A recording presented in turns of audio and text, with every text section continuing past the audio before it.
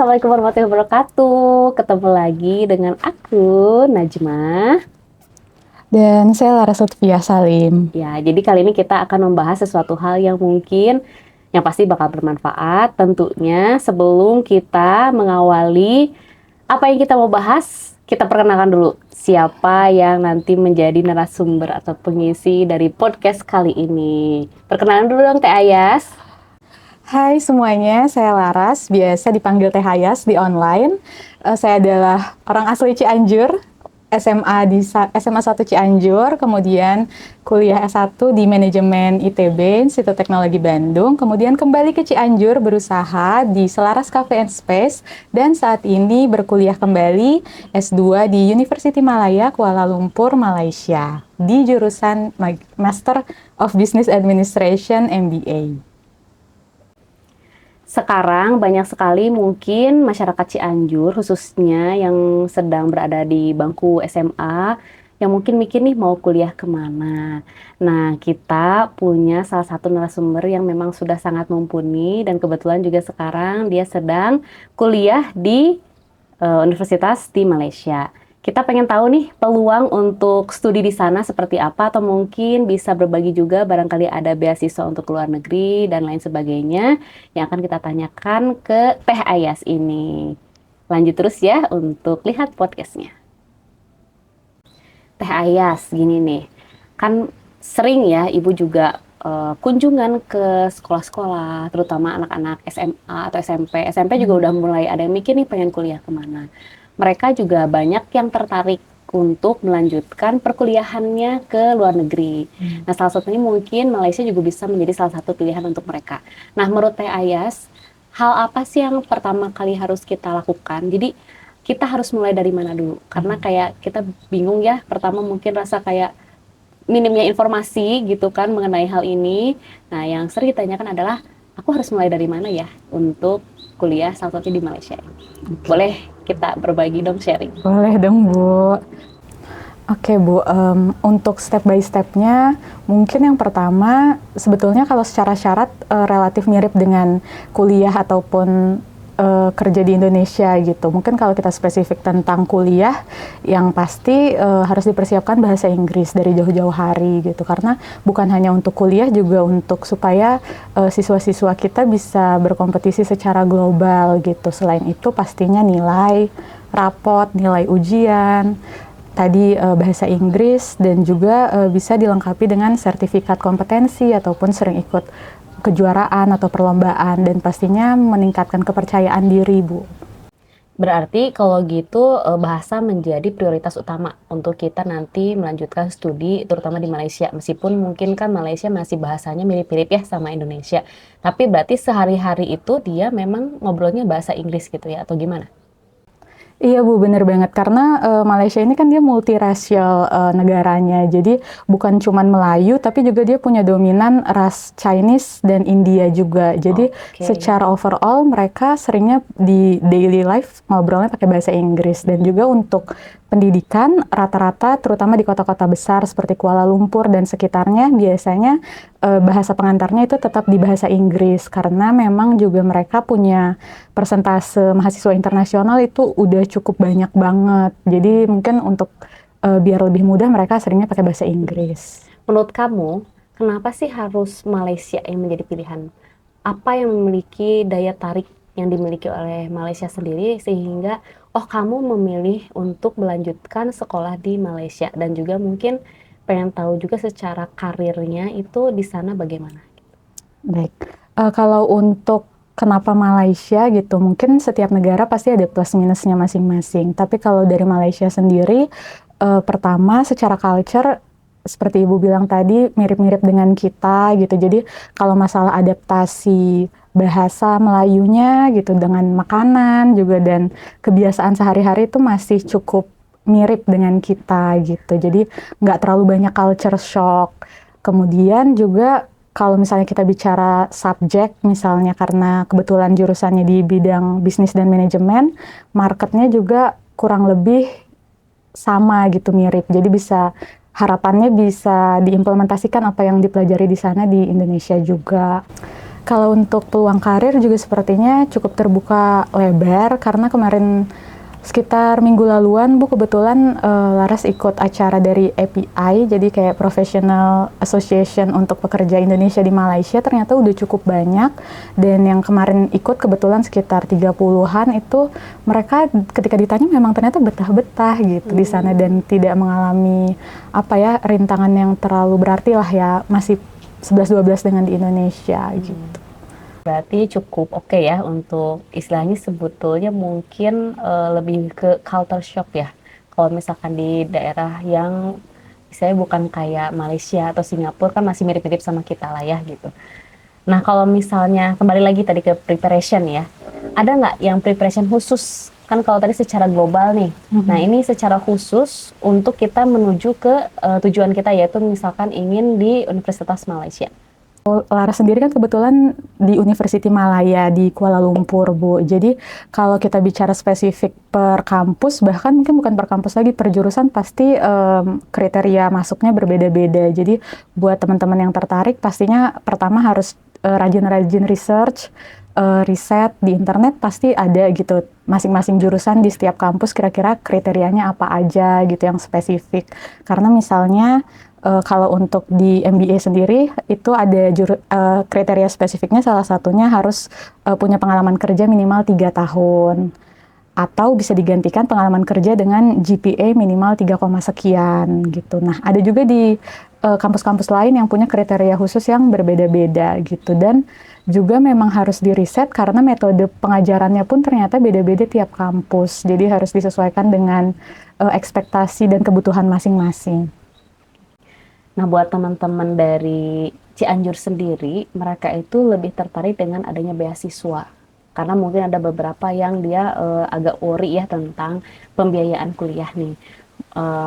Kalau setahu Ayah sendiri, apakah ada beasiswa untuk ke universitas yang mungkin sekarang Ayah sedang sekolah? Dan bagaimana sih kita bisa mendapatkan beasiswa tersebut? Bener banget Bu, emang keadaan finansial itu pasti jadi pertimbangan yang utama sebelum memilih negara tujuan ataupun kampus tujuan. Dan ternyata di Malaysia ini sendiri banyak banget opsi-opsi pembiayaan yang bisa ditempuh sama teman-teman dari Cianjur, selain self-funding tentunya. Nah, kalau misalnya dari pemerintah Malaysia sendiri ada namanya beasiswa MIS. Itu terbuka untuk banyak negara termasuk Indonesia. Kalau MIS itu secara general requirement-nya mirip dengan beasiswa lain, tapi ada tambahan minimal IPK 3, sekian, beda-beda. Nah, itu sifatnya full funding, jadi tuition cost, biaya pendidikan, biaya kehidupan, dan biaya lain-lainnya itu ditanggung oleh pihak pemerintah Malaysia. Lalu dari Indonesia sendiri yang setahu Laras ada untuk S1 beasiswa Indonesia Maju, dan ada beberapa beasiswa lainnya yang mungkin bisa dicari juga lebih lanjut. Biasanya rata-rata requirement umumnya minimal IPK, tes bahasa Inggris, biasanya tes TOEFL atau IELTS, lalu juga bisa menyertakan sertifikat tadi kemampuan ataupun perlombaan seperti itu. Biasanya itu sih Bu yang rata-rata diminta sama pihak beasiswa. Nah, selain itu kalau untuk S2 itu lebih banyak lagi peluang beasiswa ataupun pembiayaannya, S2 ataupun S3. Ada yang namanya GRA, jadi Research Assistant. Jadi mahasiswa lulusan S1 atau S2 bisa melamar sebagai GRA, jadi ibaratnya mereka kayak sambil kerja gitu Bu, sebagai asisten riset dan riset untuk program mereka sendiri. Jadi bisa mereka melakukan riset lebih dari satu riset dalam waktu yang bersamaan. Itu kan cukup menarik banget buat yang berencana untuk menempuh karir research, karena akhirnya mereka jadi punya output research yang lebih banyak daripada orang-orang lain. Dan juga itu bisa tergantung dengan kesepakatan dengan dosennya. Jadi apakah mereka mau cover seluruh biaya kehidupan atau mungkin biaya pendidikan saja gitu. Dan ternyata itu banyak banget jadi mereka semacam open locker gitu, bukannya dia di-treat sebagai pekerjaan. Jadi bisa dicari informasinya itu terbuka di website masing-masing kampus biasanya. Di University Malaya sendiri juga ada website khususnya yang bisa langsung dicari gitu, kayak Graduate Research Assistant University Malaya gitu, Bu. bagaimana kita mempersiapkan dari segi akademik tadi sudah, tapi secara kita mentally gimana untuk bisa bersaing, ya secara sehat ataupun kita tidak merasa insecure ketika kita itu sudah berada di sana, itu seperti apa persiapannya? Oke, berarti mungkin secara mental ya Bu, persiapan mental ini memang kadang-kadang lebih berat dibanding persiapan akademik gitu. Karena kalau akademik kan kita persiapkan bertahun-tahun, nilai, sertifikat, dan lain-lain itu kita jalani prosesnya. Tapi persiapan mental ini kadang-kadang kita merasa udah siap mental nih, udah oke nih, udah mantap gitu. Tapi pas nyampe ke sana, mungkin kita lihat, oh teman kelas kita, alumni mana, pekerjaannya apa gitu. Mungkin wajar banget kalau misalnya ada rasa tiba-tiba insecure gitu. Karena jujur Lara sendiri pada saat masuk ke sana, kayak tiba-tiba, oh teman kelasnya sangat variatif ya gitu. Ada yang mungkin seumuran, tapi banyaknya yang sudah profesional dan sudah di level senior. Bahkan ketika misalnya lagi ngobrol-ngobrol, tiba-tiba dia cerita kayak, oh iya pada saat pekerjaan saya 20 tahun yang lalu gitu, kayak 20 tahun yang lalu dia kerja udah berapa tahun gitu, sedangkan Lara saja baru 20-an tahun gitu. Berarti ini orang seumuran orang tua nih kayaknya gitu. Jadi pasti ada rasa-rasa insecure untuk kayak, aduh bisa nggak ya bersaing, bisa nggak ya bertahan, survive di sini gitu. Tapi ya itu kembali lagi kita harus ingat tujuan awalnya. Kenapa sih gitu kan harus jauh-jauh kuliah ke luar negeri lagi gitu kan, berjuang sendiri gitu. Pasti kan tiap orang punya tujuannya masing-masing. Nah, kalau kita udah ingat itu, terus ya kita harus berusaha untuk menjaga growth mindset gitu kan. Gimana caranya kita merasa justru kalau kita merasa kita yang paling ibaratnya kurang, berarti kan kita yang punya ruang untuk bertumbuh paling banyak gitu. Ibarat kata orang udah di 80 mau ke 100 nih, mereka cuman tambah 20 poin.